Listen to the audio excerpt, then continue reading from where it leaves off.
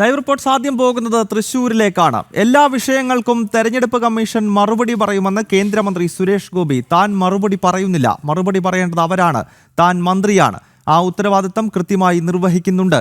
ചോദ്യങ്ങൾ കൂടുതലുണ്ടെങ്കിൽ തെരഞ്ഞെടുപ്പ് കമ്മീഷനോട് ചോദിക്കാമെന്നും സുരേഷ് ഗോപി പ്രതികരിച്ചു. ആ ശക്തി തിരിച്ച് തൃശ്ശൂരിന് ലഭിക്കണം, അതിനുവേണ്ടിയുള്ള ആദ്യത്തെ സമർപ്പണം നടത്തും.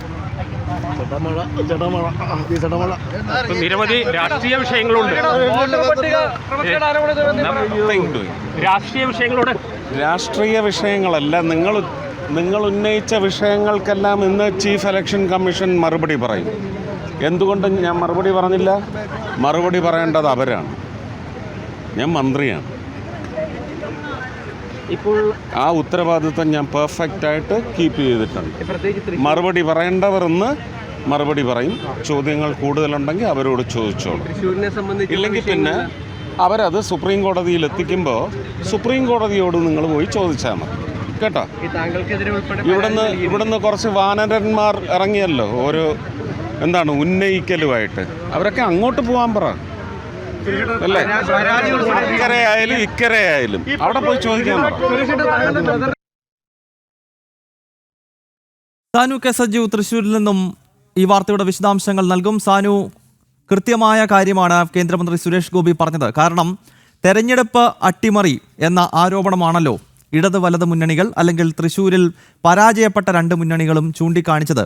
അപ്പോൾ സ്വാഭാവികമായും ആ വിഷയത്തിൽ മറുപടി നൽകേണ്ടത് താനല്ല, മറിച്ച് തെരഞ്ഞെടുപ്പ് കമ്മീഷനാണ് എന്ന കൃത്യമായ വിലയിരുത്തൽ തന്നെയാണ് കേന്ദ്രമന്ത്രി നടത്തിയിരിക്കുന്നത്. മറ്റെന്തൊക്കെ കാര്യങ്ങളാണ് അദ്ദേഹം പറഞ്ഞത്? സാനു, ശക്തന്റെ പ്രതിമയിൽ മാല അർപ്പിച്ചതിന് ശേഷം ആണ് സുരേഷ് ഗോപിയുടെ സുപ്രധാനമായിട്ടുള്ള പ്രതികരണം ഉണ്ടായിരിക്കുന്നത്. ഈ സംഭവങ്ങളൊക്കെ ഉണ്ടായപ്പോൾ മുതൽ സുരേഷ് ഗോപി പ്രതികരിക്കുമോ എന്നുള്ള ചോദ്യവുമായിട്ട് നടന്ന മാധ്യമങ്ങൾക്ക് മുന്നിൽ അദ്ദേഹം കാര്യങ്ങൾ വ്യക്തമാക്കി പറഞ്ഞിരിക്കുകയാണ്. എല്ലാ വിഷയങ്ങൾക്കും തെരഞ്ഞെടുപ്പ് കമ്മീഷൻ മറുപടി പറയുമെന്ന് അർത്ഥശങ്കയ്ക്കിടയില്ലാതെ കേന്ദ്രമന്ത്രി തന്നെ വ്യക്തമാക്കിയിട്ടുണ്ട്. താൻ മറുപടി പറയില്ല, ഒപ്പം മറുപടി പറയേണ്ടത് അവരാണെന്നും ഞാൻ മന്ത്രിയാണെന്നും താൻ ചെയ്യേണ്ട പ്രവർത്തനങ്ങൾ, വികസന പ്രവർത്തനങ്ങൾ സാധാരണക്കാർക്കിടയിൽ നിന്നുകൊണ്ട് കൃത്യമായി ചെയ്യുന്നുണ്ടെന്നും കേന്ദ്രമന്ത്രി വ്യക്തമാക്കിയിട്ടുണ്ട്. ഒപ്പം തന്നെ ഇവിടെ കുറച്ച് വാനരന്മാർ ആരോപണങ്ങൾ ഉന്നയിക്കുന്നുണ്ട്. അതിനൊന്നും മറുപടി പറയേണ്ട ആവശ്യമില്ല. അവർക്ക് ഇത്തരത്തിലുള്ള ആരോപണങ്ങൾ ഉണ്ടെങ്കിൽ അത് സുപ്രീം കോടതി പോയി അറിയിക്കൂ എന്നും കേന്ദ്രമന്ത്രി വെല്ലുവിളിച്ചിട്ടുണ്ട്. എന്തായാലും സുപ്രധാനമായിട്ടുള്ള ഒരു പ്രതികരണമാണ് കേന്ദ്രമന്ത്രിയുടെ ഭാഗത്തു നിന്നുണ്ടായതും. അതും ശക്തന്റെ പ്രതിമയിൽ മാല അർപ്പിച്ചതിന് ശേഷം തന്നെയാണ് കേന്ദ്രമന്ത്രി മറുപടി പറഞ്ഞത്.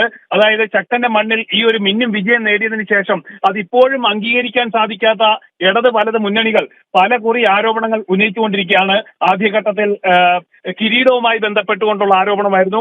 അതിനുശേഷം തൃശൂർ പൂരം കലക്കൽ എന്ന് പറയുന്ന നട്ടാൽ മുളയ്ക്കാത്ത നുണയുമായിട്ട് ഒരു പറ്റം ആളുകൾ ഇറങ്ങി. അതിനുശേഷമാണ് ഈ വോട്ടുമായിട്ട് ബന്ധപ്പെട്ട്, വോട്ടിങ്ങുമായി ബന്ധപ്പെട്ടുകൊണ്ടുള്ള ആരോപണങ്ങളുമായിട്ട് ഇവിടെ മത്സരിച്ച സ്ഥാനാർത്ഥികളടക്കം, ഇടത് വലത് മുന്നണികളുടെ സ്ഥാനാർത്ഥികളടക്കം വ്യാജ ആരോപണങ്ങൾ ഉന്നയിച്ചുകൊണ്ട് രംഗത്ത് വന്നത്.